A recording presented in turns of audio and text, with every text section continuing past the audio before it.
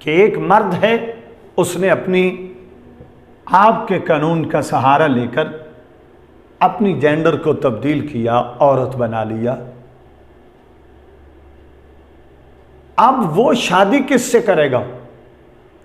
अगर तो जैसे कानून है कि सिनफ़े मुखालिफ डिफरेंट जेंडर से शादी होती है, औरत की मर्द से, मर्द की औरत से। अब जिसने तब्दीली करवाई, कार्ड के ऊपर लिख लिया, नाम चेंज कर लिया, नाम शकील से शकीला रखा, कार्ड के ऊपर लिख लिया मेल से फीमेल।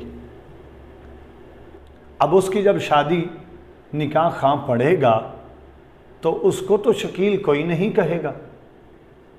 अब उसको शकील तो किसी ने नहीं कहा, शकीला कहा। एक मर्द से उसकी शादी हो गई, बताओ वो किससे हो गई? इसने तो सिर्फ हुलिया बदला था, इसने तो सिर्फ नाम बदला था, इसने तो सिर्फ वज़ा कथा बदली थी। जब वज़ा कथा बदल गई तो जब ये बैठे तो वो भी मेल और ये शकीला भी मेल, तो किससे शादी हुई?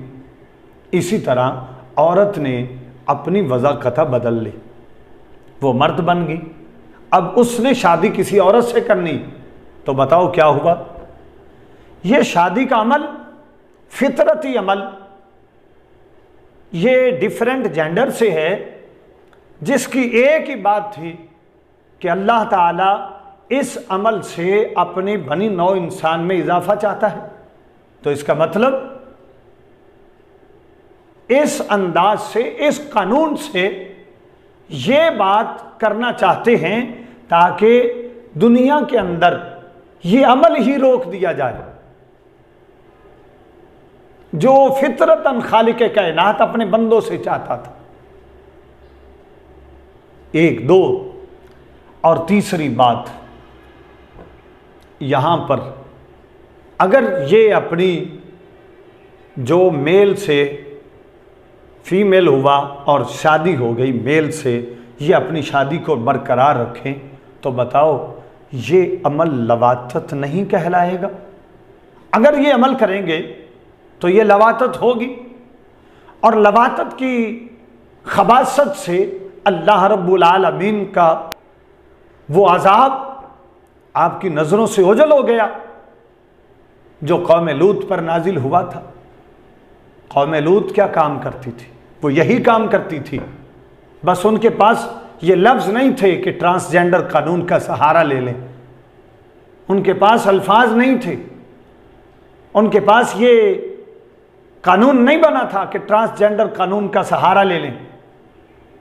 उनके पास सिर्फ एक ही काम था, वो अपनी औरतों को छोड़कर मर्दों के पास आते थे। तो इसी खबासत, इसी बगावत और इसी जुर्म की सज़ा में अल्लाह रब्बुल आलमीन ने उनके ऊपर पत्थर बरसाए और बस्तियां नेस्तो नाबूद कर दी। सिर्फ वही बचे थे जो अल्लाह के पाक नबी के साथ आए, और उसमें जो पीछे तवज्जो करने वाली थी वो भी उन्हीं के साथ शामिल हो गई, वो भी बच ना पाई। यानी ये तीसरी बात से भी हम देखें तो तीन वजह से, एक तो रसूल पाक फरमाते हैं कि ऐसी वज़ा कता करने वाले को मैं पसंद ही नहीं करता, बल्कि मैं उसके ऊपर लानत करता हूं। दूसरा, फितरती अमल रोक दिया जो अल्लाह रब्बुल आलमीन बनी नौ इंसान से चाहता था कि इस अमल से, शादी के अमल से हज़रत आदम की औलाद में इजाफा होगा। जब इसको हमने चेंज करके इस एंगल पर खड़ा कर दिया कि वो औरत जो मर्द से औरत बना था, वो जब मर्द से शादी करेगी तो मर्द मर्द से शादी करेगा, वो मर्द जो औरत से मर्द हुई थी, वो औरत जब शादी करेगी, वो मर्द जब औरत से शादी करेगा, तो दोनों औरतों की आपस में शादी हो गई। तो इसका मतलब हमने आगे नस्ल को रोक डाला। तीसरी कि इस अमल से, लवातत के अमल से अल्लाह रब्बुल आलमीन का अज़ाब नाजिल होता है। तो इसका मतलब ये हुआ कि हम 2018 के अंदर उस एक्ट को पास कर चुके हैं जिसके लिए हम अल्लाह के अजाब को दावत दे रहे हैं। ज़रा इन कवानीन की तरफ सोचें, वो लोग जो अल्लाह के अजाब को दावत देना पसंद करते हैं, और यहाँ पर आखिर में एक ईसाई हुकूमत की तरफ से जो एक अमल हुआ, ये चूँकि एक ही नहीं, हर मुल्क की तरफ ये कानून बढ़ रहा है, ये अल्फाज बढ़ रहे हैं, ये खबासत बढ़ रही है, ये जुल्म बढ़ रहा है। एक मरतबा ये जिम्बाब्वे के पास भी हुक्म पहुंचा, तो वहां पर जिम्बाब्वे के सदर ने इसकी मुखालिफत की, जिसका नाम मुगाबे था। जब उसने मुखालिफत की तो लोगों ने एहतजाज भी किया, जो ये चाहते थे।